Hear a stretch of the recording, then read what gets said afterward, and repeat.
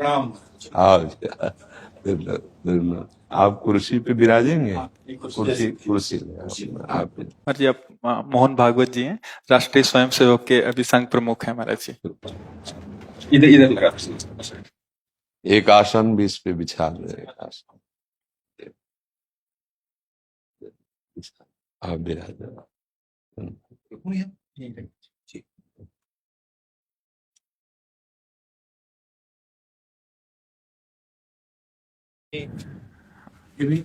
हाँ, महाराज जी। राधा राधा दे दे। इधर दे।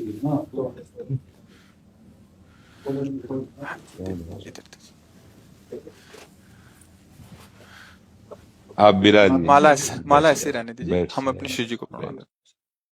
विराज। और किसी को कुर्सी की आवश्यकता हो तो मंगा लें, अगर जमीन में बैठना है। बैठ जाए। मेरा ही केवल घुटने का जगह है जी महाराज जी, बस दर्शन करने थे।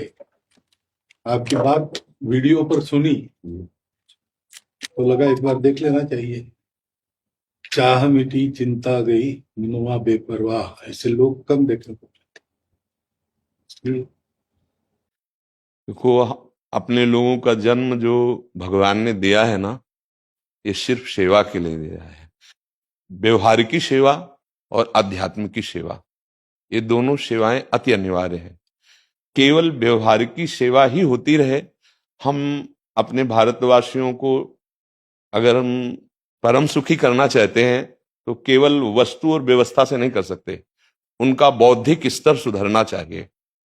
आज हमारे समाज का बौद्धिक स्तर गिरता चला जा रहा है, बहुत चिंता का विषय है। हम सुविधाएं दे देंगे, हम विविध प्रकार की भोग सामग्रियां दे देंगे, लेकिन उनके हृदय की जो मलिनता है, जो हिंसात्मक वृत्ति है, जो अपवित्र बुद्धि है, ये जब तक ठीक नहीं होगी तब तक हमारा देश धार्मिक देश है, हमारे यहाँ धर्म की प्रधानता है। तो इसी बात को बार बार हम सबसे निवेदन करते हैं कि ये जो हमारी नई पीढ़ी है, इसी से हमारे राष्ट्र की रक्षा करने वाले प्रकट होते हैं। जो विद्यार्थी जन है, उन्हीं में कोई एमएलए बनता है, उन्हीं में कोई सांसद बनता है, उन्हीं में कोई मुख्यमंत्री बनता है, उन्हीं में कोई राष्ट्रपति या प्रधानमंत्री उन्हीं में अपने लोग भी सब थे। अब हमारी शिक्षा केवल आधुनिकता का स्वरूप लेती जाए और व्यभिचार प्रवृत्ति, व्यसन प्रवृत्ति, हिंसा प्रवृत्ति, ये नई पीढ़ी में देखकर बहुत असंतोष हृदय में होता है। इसीलिए कितनी भी शरीर में पीड़ा हो, हम प्रयास करते हैं जितने से जितने सामने हमारे भगवत स्वरूप जन आते हैं, पहले बुद्धि शुद्ध होनी चाहिए। मय्ये वो मन आदत्स्व मई बुद्धि निवेश है, तो निवशिष्यति मय्ये व अत ऊर्ध्वम न संशया, तू मेरे में ही निवास करेगा, अर्थात भगवदानंद में। अविनाशी जीव कभी भोग विलास में तृप्त हो ही नहीं सकता। हम अगर अपने राष्ट्र की विशेष सेवा, तो हमारे धर्म का परिचय, जैसे आप जन करते हैं, धर्म का हमारा क्या स्वरूप है, हमारे जीवन का लक्ष्य क्या है। हमें जितना राम जी प्रिय हैं, कृष्ण जी प्रिय हैं, उतने भारत देश हमारे लिए प्रिय है। जैसे राम भक्त कृष्ण भक्त, वैसे हमारे भारत देश का हर जन जन हमारा आदरणीय और पूजनीय। पर अब जो मानसिकताएं बन रही हैं, वो हमारे धर्म और हमारे देश के लिए लाभदायक नहीं होंगे। व्यसन का इतना बढ़ता स्वरूप, व्यभिचार का इतना बढ़ता स्वरूप, हिंसा का इतना बढ़ता स्वरूप, ये बहुत ही विपत्तिजनक है। अगर ये बढ़ता रहा तो हम विविध प्रकार की सुख सुविधाएं देने पर भी अपने देशवासियों को सुखी नहीं कर पाएंगे, क्योंकि सुख का स्वरूप विचार से होता है। सुख और दुख की स्थिति सत्य नहीं है, आगमा पाइनो अनित्यास, लेकिन हमारा विचार, और विचार हमारा गंदा हो रहा है। बस हमारा उद्देश्य यही है कि हमारे देशवासियों का विचार शुद्ध होना चाहिए। अगर विचार शुद्ध है तो राष्ट्र प्रियता, जन सेवा, समाज सेवा, ये सब स्वाभाविक होने लगेगा। और विचार अशुद्ध है तो सुविधाएं बहुत हैं, उनका दुरुपयोग हो रहा है। तो बस आप सबसे बड़े बड़े जो उपदेष्टा जन हैं, जो बड़े बड़े धर्म की रक्षा के लिए भगवान ने जिनको भेजा है, उन सबसे यही प्रार्थना है कि सब व्यवस्था करते हुए हमारे देशवासियों की बुद्धि अध्यात्म को समझे। बिना अध्यात्म को समझे दुख सुख की समानता बिना किए परम सुख का अनुभव हो ही नहीं सकता। इस मायाकृत भोग पदार्थों को भगवान ने दुख योनया कहा है। मानो एक बोर्ड लगा दिया, दुखालयम अशाश्वतम।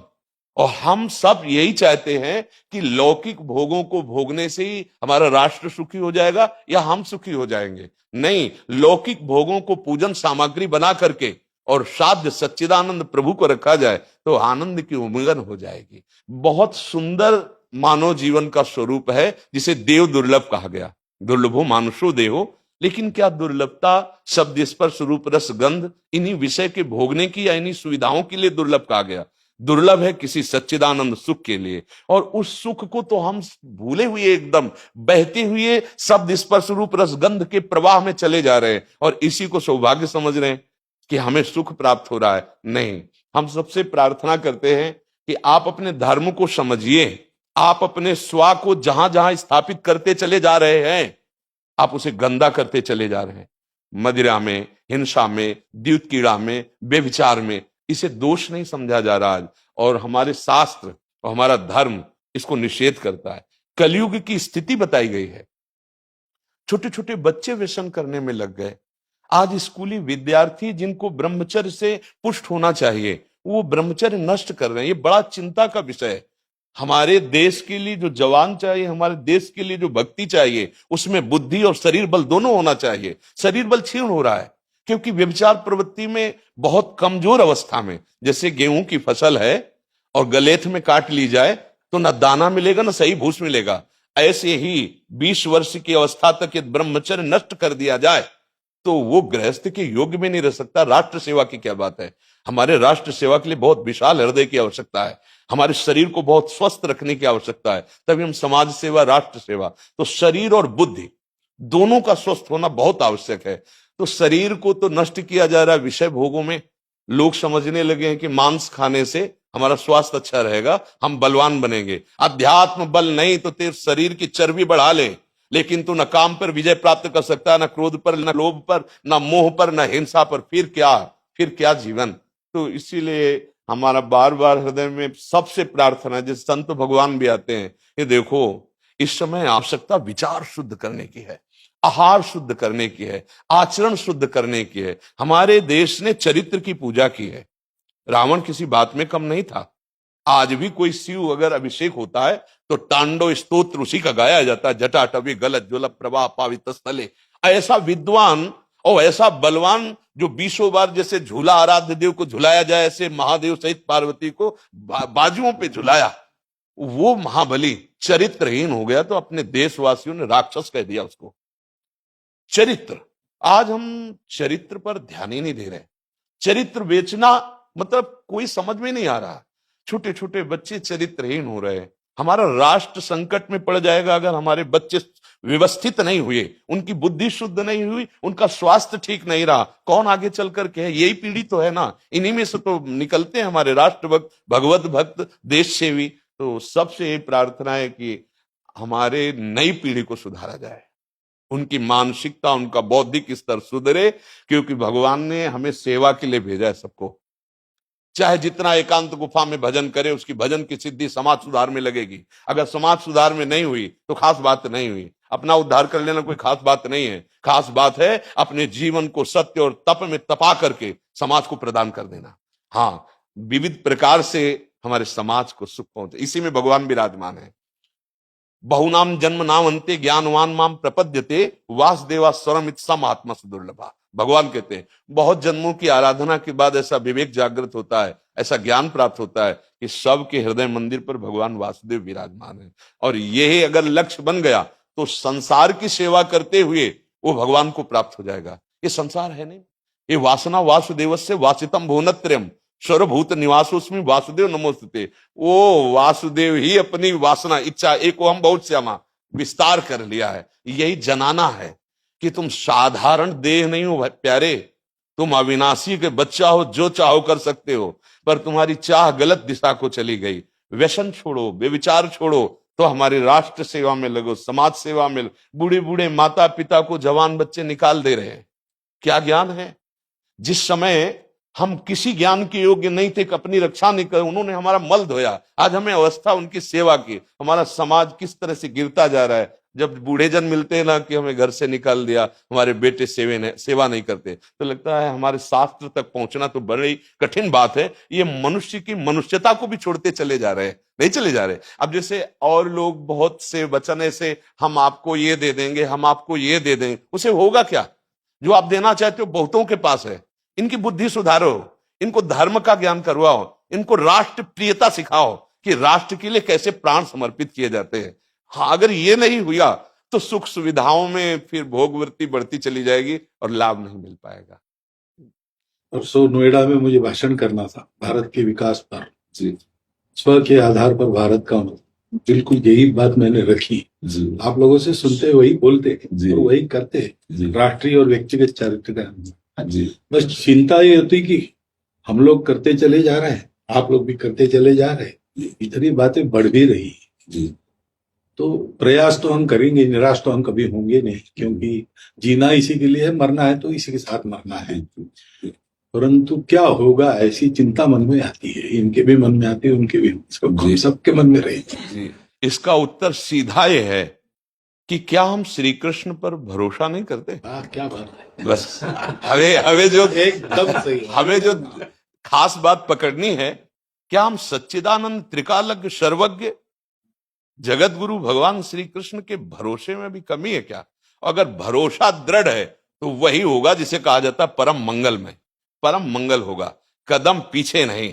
हम अध्यात्म बल को जानते हैं, हम अपने स्वरूप को जानते हैं, इसलिए हमको ये नहीं डरना कि होगा क्या।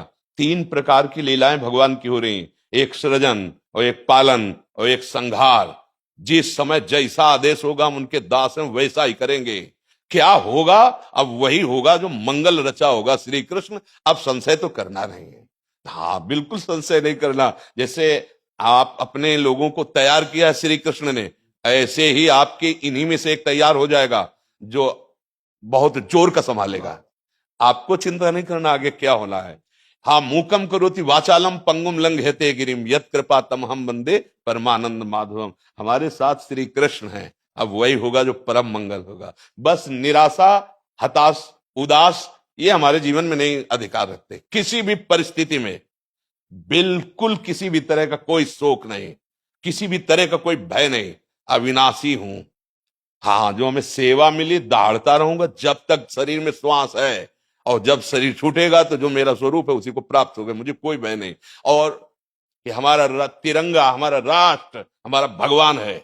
आप तप के द्वारा, भजन के द्वारा लाखों की बुद्धि को शुद्ध कर सकते हो। मम भक्ति युक्तो भुवनम पुनातु सतरति सतरति सा लोकान तारयति। एक भजनानंदी लाखों का उद्धार कर सकता है। तुम भजन करो, अपनी इंद्रियों पर विजय प्राप्त करो, कोई चूक मत होने दो और राष्ट्र की सेवा करो। हाँ, ये राष्ट्र सेवा के लिए प्राण समर्पित, ये राष्ट्र सेवी हैं। पर ये जितेंद्रीय होकर, व्यभिचारी होकर नहीं, ये भोगी होकर नहीं, योगी होकर के अब संकल्प बना, सर्वे भवन्तु सुखिना, सर्वे सन्तु निरामया, सर्वे भद्राणि पश्यन्तु मा कश्चित् दुख भाग भवेत्। आचरण से, संकल्प से और वाणी से, तीनों से हमें राष्ट्र सेवा करनी, समाज सेवा करनी।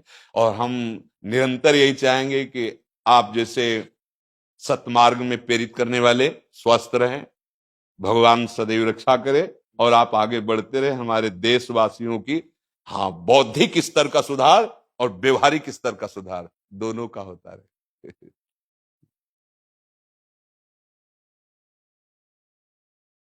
आगे बढ़ो महाराज। अब जैसे सुनो, आप श्री जी का चुनरी प्रसाद लाओ और माला प्रसाद लाओ, प्यारी जी का प्रसादी वस्त्र आप इसे धारण करें जी। ये श्री लाडली जी महाराज का है जी, ये एक माला पहनाए। बहुत आनंद हुआ, बहुत उत्साह मिला, बल मिला, दृष्टि भी जो है वो और साफ हो गई।